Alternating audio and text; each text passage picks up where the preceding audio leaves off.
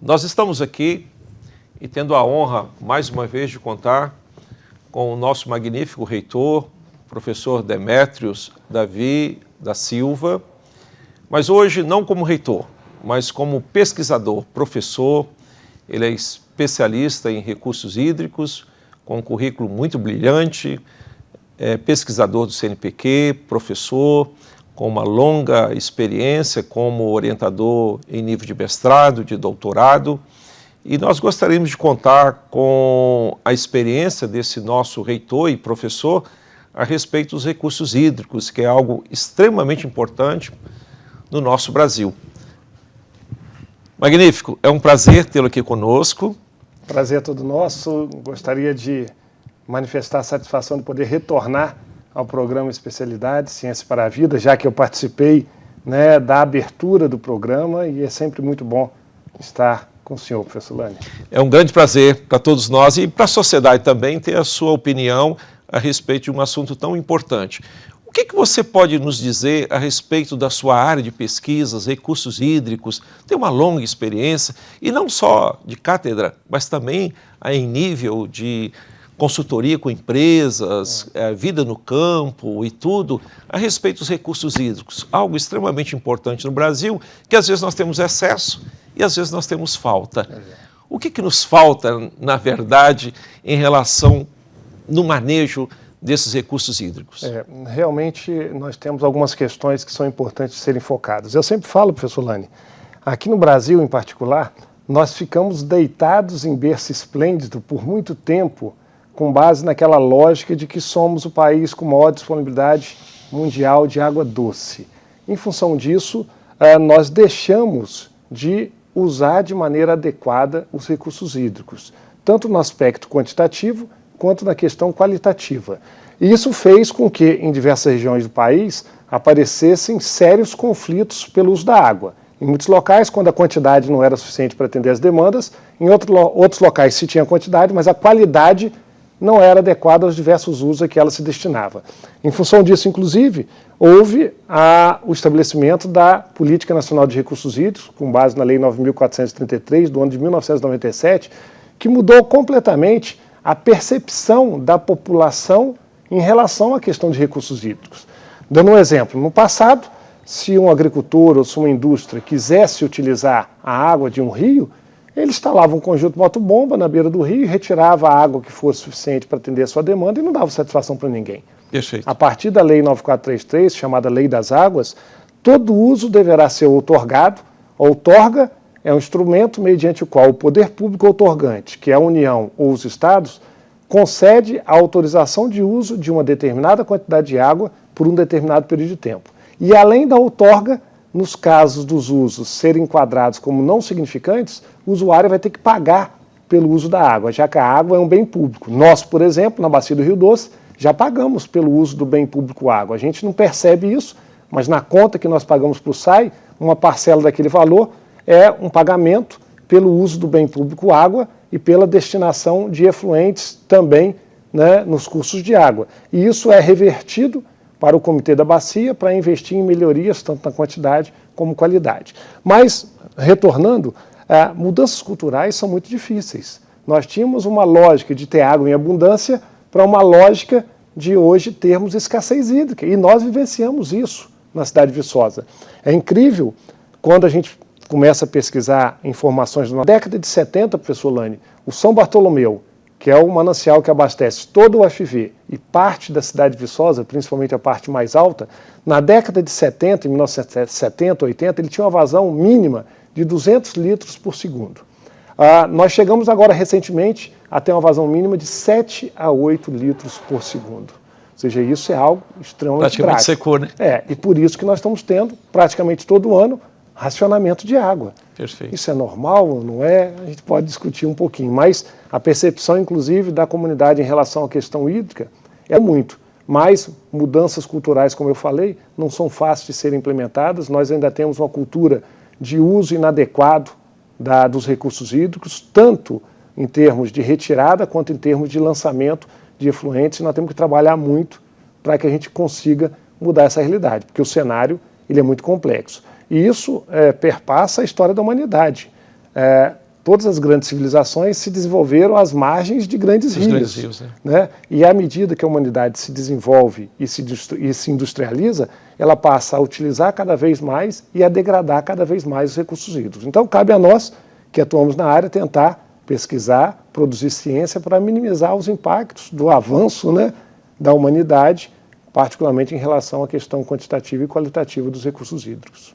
Nós temos uma coisa que é muito pessoal, né, muito própria da nossa comunidade, que é a Bacia do São Bartolomeu. Com certeza. O que se tem feito a respeito desse recurso hídrico que é tão importante para a cidade de Viçosa e especialmente para a universidade? Sinceramente, muito pouco. Muito pouco.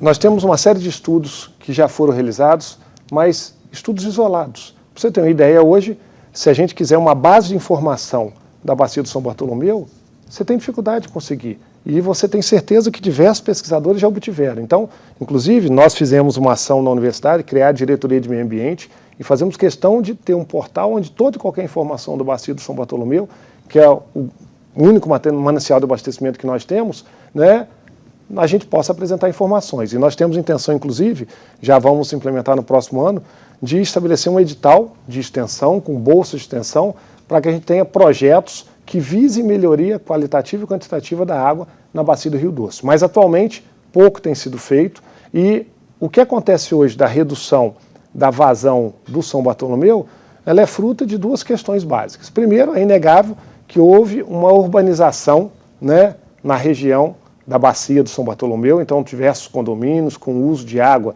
bastante expressivo, e também nós temos o uso para irrigação em certas áreas. Então houve um aumento da demanda. Perfeito. Além do aumento da demanda, e aí é o problema mais grave, nós tivemos um uso e ocupação do solo totalmente na degradação muito grande da área de contribuição, que faz com que uma pequena parcela da água das chuvas infiltre e grande parte escoe. E essa água que escoou, ela tem baixa permanência na bacia. A água que escoa, ela vai embora da bacia rapidamente, ela não fica na bacia. E na época seca do ano, quando não está chovendo, da onde que provém a vazão do São Bartolomeu? É daquela água que infiltrou, que recarregou os lençóis d'água subterrâneos. Mas se na época das chuvas esses lençóis d'água não são recarregados adequadamente, é lógico que na época da seca a vazão se torna cada vez menor. E além disso, então, você tem um aumento da demanda, que é inegável, você tem a redução da disponibilidade em função da degradação ambiental, e nós temos, assim, lançamento de efluentes, nós temos a qualidade do manancial extremamente inadequada, e além disso, que é uma coisa, professor Lani, que nós vamos ter que, inclusive, trabalhar muito com a comunidade. Na nossa região, quando se pensa em escassez hídrica, só se pensa em duas coisas, infelizmente. Uma, construir mais reservatórios. Perfeito. E outra, abrir poços. E os poços que se abrem aqui na região são eminentemente poços freáticos, de 10, 15, 20 metros de profundidade, que retiram a mesma água que deveria estar indo para o São Bartolomeu. Ou seja, se nós abrirmos indiscriminadamente poços, nós vamos tender a reduzir a vazão do São Bartolomeu. Perfeito. E se nós construirmos indiscriminadamente barragens, nós também vamos prejudicar. Porque quando você constrói barragens, você aumenta muito as perdas por evaporação e você tende a reduzir a vazão média de longa duração do São Bartolomeu. Não que a gente não tenha que construir barragens, mas isso tem que ser analisado muito seriamente para estabelecer o local adequado. E lembrando que construir barragem, você atua no efeito do problema e não na causa. Porque o melhor local para armazenar água não é em barragem, sim no perfil do solo. Perfeito. Porque no perfil do solo você não tem perda nenhuma.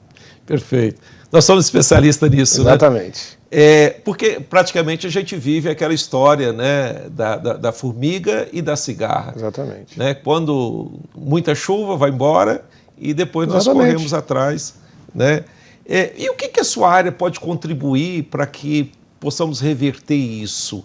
Né? Na verdade, a necessidade de um planejamento de uso da terra, não é? Com certeza. A necessidade de atuar de uma forma mais educativa também, na educação ambiental, nas escolas. Qual o seu pensamento, o que você direciona na sua longa experiência como professor e pesquisador? Eu acho assim, uma questão que nós temos que avançar muito, na própria Lei das Águas nos dá algumas diretrizes.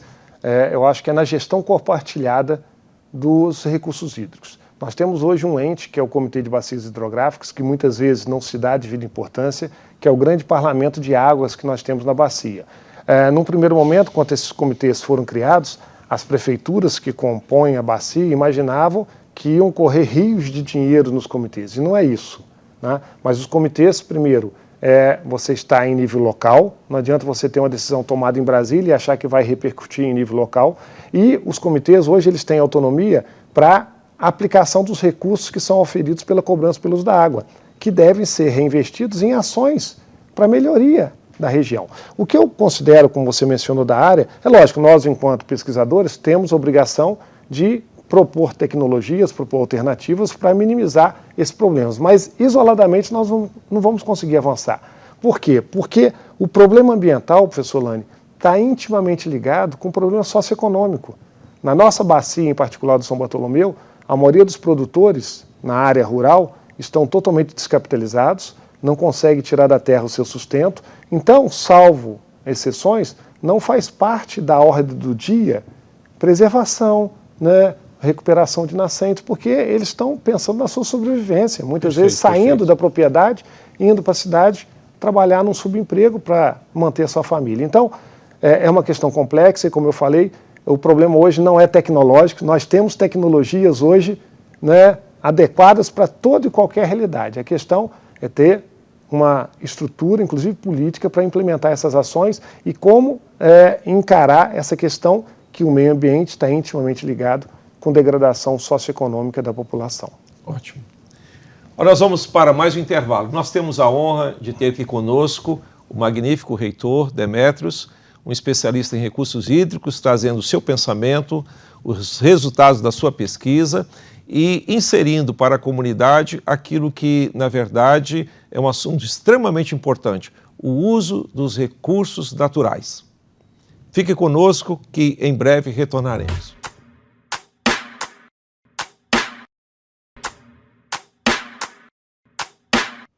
Nós estamos retornando mais uma vez com o nosso programa Especialidade Ciência para a Vida, cujo grande objetivo, na verdade, o que a ciência pode contribuir para a vida. E nós estamos com um assunto hoje extremamente importante, são os recursos hídricos, e com o nosso magnífico reitor, professor Demétrios, que é uma honra mais uma vez ter aqui conosco. E afinal de contas, você como um pesquisador, o que você sugere em termos de linhas de pesquisa? Onde estariam os nossos gargalos? Aonde que a ciência poderia contribuir para a melhoria dos nossos recursos hídricos? Eu considero que, em nível de Brasil, professor Lani, até considerando a extensão territorial que nós temos, um grande problema que nós temos, não é só na área de recursos hídricos, o senhor provavelmente vai concordar comigo, é a questão de base de informações. Nós temos uma base de informações muito ruim no Brasil. O monitoramento hidrológico no Brasil é muito complexo. Nós temos 8,5 milhões de quilômetros quadrados. Bacia do Rio Doce, nós temos aí 83.400 quilômetros quadrados. E uma rede de coleta de dados muito pequena, heterogeneamente distribuída e com uma série histórica de duração muito pequena. E não se faz modelagem hidrológica sem você ter base de informações. Uma tendência hoje que nós temos é monitoramento por satélite. Então existe hoje, eu tenho, por exemplo, diversos orientados que estão trabalhando em monitoramento via satélite, tanto quali quantitativo, como também de uso e ocupação do solo, porque eu sempre falo, não há como se conservar água sem conservar solos. Então, sempre os estudos de água e de solos acabam estando totalmente interligados. Então, assim, nós precisamos trabalhar muito com modelagem hidrológica, fazer previsões com base em modelos hidrológicos para simular qual o potencial de ocorrência tanto de vazões mínimas quanto de vazões máximas, mas tudo acaba esbarrando, quando nós vamos fazer calibração e validação, de não termos uma base de dados adequada em nível de Brasil. Então, uma área, são diversas, mas uma área que eu acredito que nós temos que focar muito é na parte de monitoramento hidrológico. Até porque o caso de vazões, você tem uma particularidade, você não tem um equipamento que mede diretamente a vazão, você tem um equipamento que mede a velocidade da água. Então você tem que fazer uma calibração para converter isso em vazão. Então não é uma medição direta que você coloca um equipamento como a chuva, você tem um pluviômetro que coleta a lâmina precipitada, tem um pluviógrafo, coleta a intensidade de chuva. A vazão não é assim. Você não tem equipamento que você instala lá e ele vai te dando instantaneamente o valor de vazão. as medições são demoradas, você tem equipamentos que são muito caros, que permitem uma medição mais rápida, mas mesmo assim demora-se um determinado tempo, porque todo e qualquer equipamento pressupõe a travessia do rio com o equipamento para identificar o perfil de variação de velocidades. Então, essa é uma questão que a gente precisa focar muito. Além disso, eu trabalho mais com a parte de monitoramento e hidrologia quantitativa, a questão da qualidade da água também é um grande desafio, já que em muitos locais, por exemplo, aqui da Bacia do Rio Doce, o problema maior que nós temos não é quantitativo e sim qualitativo, quando a qualidade da água não é compatível aos diversos usos a que ela se destina. Perfeito. Bom, nós costumamos dizer que a melhor coisa é o bom exemplo, né? Exatamente. O que é o UFV? Dentro da UFV, como é que tem sido utilizados os recursos hídricos? É a torneira? É o vaso? O que a UFV tem feito em prol, né, de utilizar racionalmente, inteligentemente esse recurso que hoje está se tornando extremamente escasso? Eu procuro sempre ser muito realista porque nós temos o compromisso, né, em ser honestos em qualquer, né, diálogo que nós tenhamos. Nós melhoramos muito em relação à questão do uso da água na UFV. Então, o consumo de água na UFV reduziu drasticamente, nós fomos forçados a isso em função da crise hídrica, já que nós compartilhamos o mesmo manancial com a cidade de Viçosa. Então, em função da redução da vazão do São Bartolomeu, nós temos uma estação própria de tratamento da água. Então, houve uma redução muito grande, houve reaproveitamento no sistema, então melhoramos muito, mas não significa dizer que nós estamos numa situação ótima, maravilhosa. A tendência nossa, e o que nós estamos fazendo agora, é focando, professor Lane, em monitoramento, não só de água, mas também de energia. Toda nova instalação da universidade, nós vamos ter hidrômetros, já solicitamos a aquisição de diversos outros, ter hidrômetros e ter medidores de energia, para identificarmos quais são os grandes vilões, tanto de consumo de água quanto de consumo de energia. E a partir daí, nós temos que focar nas melhorias, como você falou, em válvulas automáticas, descargas, né, que consumam menos água, mas isso efetivamente ainda não tem sido feito. Hoje, o que nós fizemos foi reduzir drasticamente a captação de água no São Bartolomeu. Então nós melhoramos muito. Agora temos que passar para uma nova etapa, onde nós vamos identificar quais são aqueles prédios que têm um consumo maior. Lógico, focamos muito também nas perdas na rede, hoje as perdas são muito pequenas, Perfeito. Mas focar naqueles locais que têm maior consumo e aí mudar equipamentos para que a gente possa reduzir. Associado a isso, nós temos a intenção também, professor Lane, de ter algumas práticas ambientalmente corretas e sustentáveis na universidade. Nós vamos investir agora 3 milhões de reais em geração fotovoltaica na UFV. Isso que eu queria comentar com você. Porque nós não temos nenhuma geração de energia na UFV. Então, e em função disso, nós temos particularmente no horário de pico, que é de 2h30 da tarde até 3h30, problemas sérios de picos de energia, então que geram queimas de equipamentos, uma série de problemas, que é quando a comunidade está chegando, ligando os aparelhos de ar-condicionado, que hoje são os grandes vilões em termos de consumo de energia. Então vamos investir agora 3 milhões de reais em geração fotovoltaica, o dinheiro já está empenhado. Além disso, estamos finalizando, com auxílio do Departamento de Engenharia Elétrica, um edital para licitação da usina da Casquinha. Vamos fazer uma concessão onerosa para alguma empresa, e já tem várias interessadas, resguardando o direito de utilizarmos aquele espaço como um laboratório de ensino, pesquisa e extensão, e como a linha de transmissão é nossa, comprando energia num custo mais barato do que atualmente nós pagamos para a CEMIG. E na questão de água, como eu falei, nós estamos agora investindo na nossa estação, compramos uma série de equipamentos para modernizar o tratamento de água, estamos agora trabalhando na aquisição de mais hidrômetros para monitorar. E o próximo passo é lógico, a gente fica sempre condicionado à questão orçamentária da gente poder trocar os equipamentos. Agora, como eu falei antes, nós não podemos aumentar o passivo. Então, nas novas obras, nós já estamos focando sempre em redução, em equipamentos que permitam o mínimo consumo de água e, além disso, estamos focando também em reaproveitamento de água de chuva, porque essa é uma ação que nós vamos ter que começar a implementar em nossa universidade. Com certeza. Uma última pergunta. Nós percebemos aí que houve um desastre, algo inédito aqui na nossa universidade, de uma chuva torrencial, ventos. Muito fortes. O que o senhor tem a dizer? E uma coisa que nós ficamos assim maravilhados foi a ação muito efetiva do governo federal em ajudar a universidade. Como é que está o seu relacionamento com o governo federal? Eu sempre falo, professor Lane, que na nossa gestão nós não temos nenhum tipo de viés político-partidário. Nós praticamos eminentemente política institucional. Ótimo. E a universidade, ela tem a característica, como o próprio nome diz, de poder dialogar com todos. Então eu sempre falo que a universidade, ela está totalmente aberta a todos os políticos que porventura queiram nos apoiar, independente do partido, né, que eles, né, participem. E nesse contexto, eu tenho a obrigação de dialogar com o governo. Isso não significa apoio, nem deixar de apoiar, mas nós temos a obrigação, certo, de trabalhar de forma dialogada com o governo, e a mostra disso aconteceu no último dia 25 de outubro, quando nós tivemos a maior catástrofe da história da universidade. Foram 122 milímetros de chuva em menos de 2 horas, enquanto na cidade choveu 60 milímetros. Foi um evento, né, o local, o epicentro foi aqui, ventos de mais de 120 km por hora.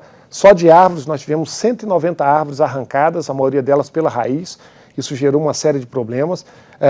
Ocorreu numa sexta-feira. No sábado, nossa equipe já estava toda em campo, trabalhando na estimativa dos prejuízos, desobstruindo vias, recuperando energia, rede de internet, rede de água. E eu marquei na época, no dia 26, às 4 horas da tarde, uma reunião na reitoria para que a gente pudesse, com toda a equipe, estimar os prejuízos. Isso foi feito e eu acionei o Ministério da Educação. Em menos de meia hora, eu recebi o retorno de que eles iriam aportar todo o recurso que nós precisávamos, que no caso foi 5 milhões de reais. Então é lógico que isso mostra que o Ministério nos apoiou no momento que a gente precisava. E em função, inclusive, disso, de maneira institucional, nós fizemos uma nota de agradecimento ao MEC. É lógico que uma parcela da comunidade às vezes fala, isso é obrigação. Eu sempre falo, professor Lani, nós temos tantas obrigações que infelizmente nós às vezes não conseguimos cumprir. Perfeito, não perfeito. Só como gestores, mas como pais, como, né, membros da sociedade. Então, na realidade, nós fizemos um agradecimento institucional, porque a resposta do MEC, no momento que nós mais precisávamos, ela ocorreu, né, de imediato. E uma questão só para finalizar, eu acho assim, todo esse episódio que ocorreu no dia 25 de outubro mostra a resiliência da nossa universidade. Eu lembro que foi um final de semana prolongado, sábado, domingo, segunda era dia de servidor público. As pessoas que não estavam aqui no dia da tragédia e que retornaram na terça-feira, que foi dia 29, elas não imaginavam tudo que nós passamos, porque a comunidade trabalhou. Nós tivemos 200 funcionários efetivos e terceirizados trabalhando os 3 dias, tanto que nós voltamos às aulas em condições normais, né, sem nenhum tipo de atraso nas atividades de ensino, pesquisa e extensão, e vamos sair desse episódio mais forte do que antes da sua ocorrência. Não, com certeza. Mas é aquilo que nós comentamos, né? Nós amamos a UFV. Com certeza. Né? Para nós é muito mais do que uma instituição de ensino. É a nossa casa, é a nossa vida, né? Com certeza. Porque nós estamos aqui. Olha, nós agradecemos de coração. Eu que agradeço pela oportunidade. A sua presença, a presença do magnífico reitor da Universidade Federal de Viçosa. Né? É uma honra. E julgamos você uma pessoa muito brilhante e com certeza a universidade está em boas mãos, não é? E por favor, se você quiser expressar suas últimas palavras para os nossos telespectadores, fique à vontade. Eu só gostaria de agradecer, desejar vida longa para o programa. Como eu falei inicialmente, eu tenho a satisfação de estar aqui pela segunda vez e todas as vezes que for necessário estarei presente. Eu acho que esse é um canal de diálogo muito importante com a comunidade, onde nós vamos ter representantes dos 3 campi da universidade, falando um pouquinho para a comunidade da sua linha de atuação e da interação que nós temos com toda a comunidade que nos cerca. Então, parabenizar novamente e expressar a satisfação de poder ter a oportunidade de dialogar com você em tão alto nível, né, sobre esse tema de recursos hídricos, que é um tema que, no fundo, afeta a todos nós. Ok. Olha, você, telespectadores, nós agradecemos a sua participação. Mande as suas sugestões, as suas críticas e contamos sempre com a sua presença. Especialidades, ciência para a vida, trazendo aquilo que os especialistas fazem nos seus laboratórios, nas suas salas de aula, para a comunidade. TV Viçosa, nós amamos essa TV. Fique conosco.